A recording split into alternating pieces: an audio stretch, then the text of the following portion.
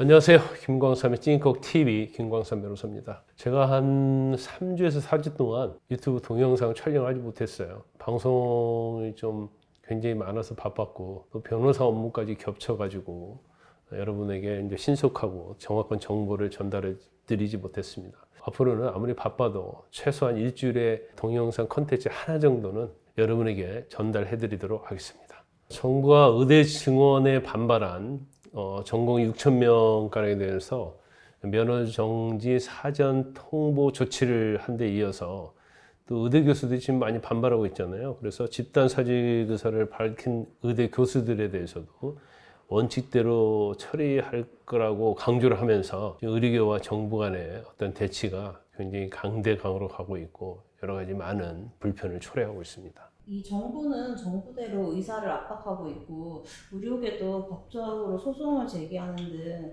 이 법적 싸움으로 비화되고 있는 것 같아요. 일단 어떤 법적인 어떤 조치를 무기로 생각한다면 이제 강한 것은 뭐 정부 쪽이 더 훨씬 강하다고 볼 수 있어요. 왜냐하면 의료법이 규정하고 있는 뭐 업무 개시 명령 그리고 이를 어기면 3년 이하 징역 3천만 원 이하 벌금에 처할 수 있고 또 이로 인해서 뭐 면허 정지 3개월 할 수 있고요. 또 만약 고발을 해서 재판을 받게 돼서 의사가 집행유예 이상 형을 받게 되면 면허 취소될 수도 있죠.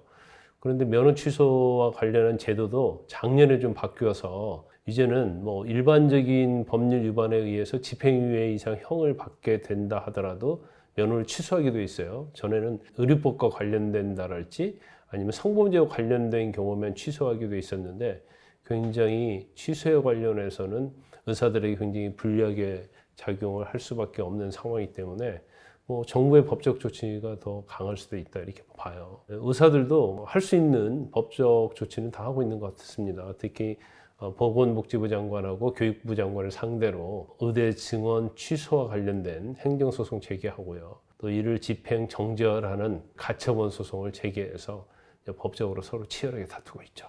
보건복지부는 업무 개시 명령을 하고 이를 위반하면 처벌 및 면허 정지와 취소를 하겠다라고 하고 의료계에서는 행정소송이랑 집행정지 가처분을 제기했는데 어떤 점이 법적인 쟁점이고 어느 쪽이 승소한 가능성이 있을까요? 정부 이제 업무 개시 명령 자체의 어떤 위반과 관련돼서는 지금 전공의들이 사직서를 냈잖아요. 사직서를 수리하지 못하도록 이제 정부에서 명령을 했단 말이에요. 그러면 본인이 자의에 의해서 사직을 했는데 사직서를 수리가 되지 않았다고 해서 사직이 안 된 것이냐 또 이런 문제가 있고 또 민법상은 사직서 내가지고 수리 안 돼도 한 1개월 정도 지나면 사직한 걸로 또 본다는 규정도 있거든요. 그래서 이 부분이 법률적으로 명쾌하지 않아요. 그래서 사직 수리가 된 걸로 보면 사실은 업무 개시 명령에 위반이 된다고 볼 수 없죠. 왜냐하면 의사가 그 병원의 의사가 아니기 때문에 뭐 그냥 외형적으로 보기에는 사직 수리가 안 됐으니까 사표 수리가 안 됐으니까 업무 개시 명령 위반이다 이렇게 말할 수도 있지만 민법이랄지 여러 가지 규정 또 케이스 바이 케이스를 보면 이걸 실질적으로 병원에 근무한 걸 볼 수 있느냐 이제 그래야지 업무 개시 명령이 되는 거고 또 업무 개시 명령이 되려고 하면 이게 통보서가 다 송달이 돼야 하거든요. 문자가 됐건 우편으로. 그래서 이게 정말로 다 전공의들에게 송달된 거냐 이제 이런 문제점이 좀 있어요. 그래서 이제 법적으로 나중에 뭐 재판을 간다 하더라도 여러 가지 논란이 많이 있을 수 있고 또 의사들이 정부를 상대로 이제 행정소송과 가처분을 냈는데 행정소송의 대상이 되려고 하면 처분이 있어야 하는데 처분이라는 것은 어떤 권력 의무에 관한 구체적인 행정청의 결정이라고 볼 수 있거든요. 그러면 단순히 의대를 증원하겠다는 발표가 처분이냐? 엄격히 말하면 이제 법적으로 처분을 볼 수가 없고요. 또 의대 교수들이랄지 수험생이랄지 의대 학생이랄지 이런 사람들이 행정소송을 제기했는데 과연 원고 적격이 있느냐 이제 이게 문제가 될 수 있어요. 그래서 지금 뭐 법적인 전체적인 대부분의 의견은 의대 정원 발표가 처분이라고 볼 수 없다는 거고 또 의사들이랄지 뭐 수험생, 의대생들이 전공의들이 원고 적격을 갖고 있다고 볼 수 없다. 왜냐하면 발표만으로서 어떤 뭐 본인의 구체적 권리나 의무에 변경이 생기지 않기 때문에 그렇다고 본다면 이 행정소송도 요건을 갖추지 못했기 때문에 각하될 가능성이 커요.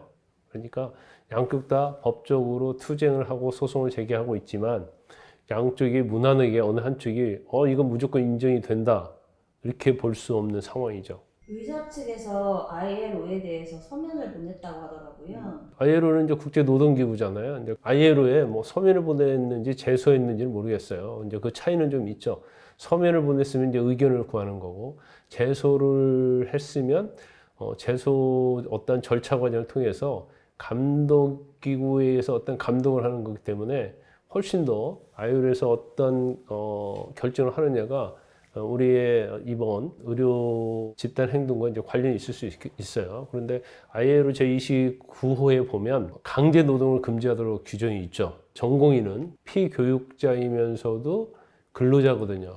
그러면 자기들이 일하기 싫어서 사직서 넣는데 이걸 의료법에 업무 개시 명령을 해서 강제로 노동을 시키는 거기 때문에 이건 ILO 규정에 위반된다 이렇게 아마 의견서를 낸 걸로 보여요. 일종의 이제 인터벤션인데 그러면 이제 제소냐 아니면 의견을 구하는 것이냐 이제 이런 문제가 있을 수 있고, 그런데 정부 측 주장은 ILO의 어떤 협약 제2조 1항에는 물론 강제 노동을 금지시키고 있지만 제2항 2호에는 예외적 규정이 있다는 거죠. 어떤 규정이냐면 어떤 국민의 전부 또는 일부의 생존과 안녕에 영향을 미치는 경우에는 예외로 한다 이렇게 돼 있단 말이에요. 그래서 강제 노동에 해당이 되지 않는다 이런 주장을 하고 있어요. 그리고 설사 ILO에서는 아마 제가 볼 때는 뭐 제소 정도는 아닌 것 같고 인터벤션이라는, 그러니까 개입을 해달라는 그러한 서면을 보낸 걸로 보이는데, ILO에서는 이런 경우에는 보통 의사들의 문제를 제기한 내용과 관련해서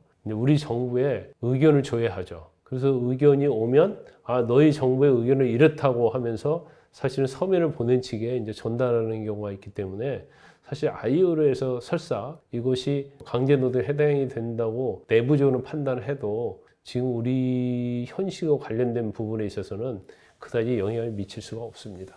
정부가 군의관이랑 공중보건의 150명을 병원에 파견했다고 하는데 이 현장 경험이 아무래도 부족하고 의료사고가 발생할 수도 있을 것 같은데 책임이 어떻게 될까요? 전공의가 한 13,000명 된다고 하잖아요. 그런데 한 6,000명에 대해서 면허 정지를 위한 사전 통보 절차가 시작이 됐는데 아마 6,000명이 이제 복귀하고 있지 않는 걸로 보입니다. 그리고 그 자리를 메꿔질 이제 공보의, 군의관 이런 사람들 일종의 이제 공무원이라고 볼 수 있고 군이라고 볼 수 있잖아요. 파견을 한다는 거예요. 근데 대부분이 한 60% 이상이라고 하는데 레지던트 그런 과정을 거치지 않는 의사들이기 때문에 어떻게 보면 굉장히 현장 경험이 부족하고요. 의료사고 발생할 사고가 굉장히 커요. 그런데 문제는 뭐냐면 정부에서 내려보냈다 하더라도, 정부에서 병원에 파견했다 하더라도 어떤 의료 행위를 하다가 사고가 난 경우에는 이 공중보건의 군의관이 당연히 책임을 질 수밖에 없는 구조예요. 그리고 이것을 시킨 병원이랄지 아니면 이제 국가가 같이 연대해서 이제 손해배상, 사용자 책임으로서 손해배상을 질 수밖에 없는 상황이기 때문에 비숙련된 공중보건의 군의관들이 의료 사고를 일으킨 경우에는 면책이 되지 않습니다. 그리고 150명 정도 뭐 투입한다고 그래서 뭐 현재의 사태가 해결은 되지는 않겠죠. 그래서 뭐 정부 입장에서는 어쩔 수 없이 파견을 한 것으로 보입니다만은 근본적인 해결책은 아니다 이렇게 봅니다. 이 변호사님은 이제 그 법조계에 계신데 법조계도 2009년도에 로스쿨을 도입하면서 진통이 있었잖아요. 근데 이 정도는 아니었던 것 같아요. 그때도 굉장히 반대는 많았어요. 되게 변호사들 반대했었고요. 이제 현직에 있는 검사 판사들은 이제 공무원이기 때문에 노골적으로 반대는 안 했지만 뭐 그 당시에 뭐 데모도 했었고요. 집단행동 했었죠. 근데 결과적으로는 뭐 로스쿨 도입이 됐고 이제 그러다 보니까 한 해 한 2,000명 정도 변호사들이 배출이 됐어요. 그런데 뭐 저는 그 당시에 뭐 그렇게 반대하지는 않았습니다. 뭐 물론 뭐 저희 때는 한 300명, 그다음에 좀 이따 500명 증원됐거든요. 그다음에 이제 1,000명 증원됐고 로스쿨 하면서 이제 해마다 2,000명이 증원됐는데 이게 엄청난 숫자죠. 그래서 사실은 그렇게 증원이 되면서 이제 변호사들의 경쟁이 너무나 치열해서 사실은 사무실 유지도 못하는 변호사들이 굉장히 많고요. 또 변호사의 어떤 변호사 수임료도 뭐 물론 이 레벨이 다르지만 뭐 아주 밑에 레벨로 가면 엄청나게 변호사 비용이 싸진 건 맞아요. 그러면 사실은 증언을 말미암아서 변호사들은 굉장히 많이 힘들어졌다 이렇게 보면 될 것 같지만 국가적인 차원에서 국민적 차원에서 보면 굉장히 국민들이 변호사를 만날 수 있는 문턱은 굉장히 낮아졌다. 그리고 간단한 사건의 경우에는 변호사 비용도 훨씬 저렴해졌다. 국가와 사회에 미치는 영향에 있어서는 변호사들이 뭐 경쟁이 어렵고 스스로 개업해서는 뭐 사실 경제적으로 굉장히 궁핍하잖아요. 그러다 보니까 뭐 각종 회사랄지 국가기관이랄지 뭐 이런 데 들어갔기 때문에 사실은 법률 서비스가 외형적으로 굉장히 많이 넓혀졌다고 봅니다. 그래서 제가 볼 때는 이제 의사 증언을 하게 되면 의사들도 마찬가지로 경쟁이 굉장히 심해질 거예요. 그렇지만 뭐 굉장히 의사가 없는 농촌 도서 지역이랄지 아니면 지금 뭐 필수 의료, 뭐 소아과랄지 뭐 흉부랄지 정형외과 이런 영역도 사실은 제가 볼 때는 뭐 갈 수밖에 없어요. 물론 의사들은 뭐 그렇지 않다고 주장하지만 뭐 제가 개인적으로 볼 때는 뭐 당연히 의사들은 수익이 많지 않다 하더라도 뭐 여러 가지 직역을 찾아서 떠날 것이고 그러면 어떤 의료 서비스의 수준이나 질은 좀 낮아지겠지만 국민들이 언제든지 의사를 만날 수 있고 의사가 없는 지역에서도 의사들이 상주를 하고 필수 의료 쪽으로도 의사들이 많이 가고 그런 이제 긍정적인 효과가 저는 상당히 있을 거라고 생각을 합니다. 네, 그렇군요. 그러면은 이 사태를 앞으로 어떻게 해결해야 될까요? 근데 너무 이렇게 끝이 보이지 않는 것 같아요. 의사들은 뭐 의대 증원을 완전히 반대하고 있고 또 정부 쪽은 굉장히 강경한 입장이잖아요. 특히 윤석열 대통령은 뭐 아주 뭐 스타일대로 강하게 나가는데 저는 개인적으로 볼 때는 이제 대화의 테이블로 가야 한다고 봐요. 그래서 이게 지금 한 달 정도 지났는데 엄청난 피로감이 있죠. 특히 급한 수술을 받아야 하고 또 난치병이 있고 뭐 그런 환자들 입장에서 보면 정말로 아마 미칠 지경입니다. 이게 언제까지 이렇게 갈 수는 없다. 그러면 서로 좀 양보를 해야 한다. 그래서 의대 증원에 관한 문제도 마음을 열고 2,000명을 수용할 수 없다고 한다면 좀 더 증원 숫자를 좀 더 줄이고 필수 의료 인력이랄지 아니면 공공의료랄지 이런 것들도 활성화할 수 있는 방안을 서로 머리를 맞대고 연구를 해야 한다고 봐요. 그래서 그냥 무조건 의대 증원 한 명도 안 된다고 생각하는 것은 저는 뭐 의료계의 직역 이기주의라고 봅니다. 그래서 의료계도 그렇게 하면 안 되고요. 정부 쪽에서도 지금 너무나 국민들의 피로도가 심해져 있고 이로 인해서 이제 피해를 받는 환자들이 굉장히 많기 때문에 적정한 선에서 대화와 타협을 통해서 이 사태를 해결해야 한다 이렇게 봅니다.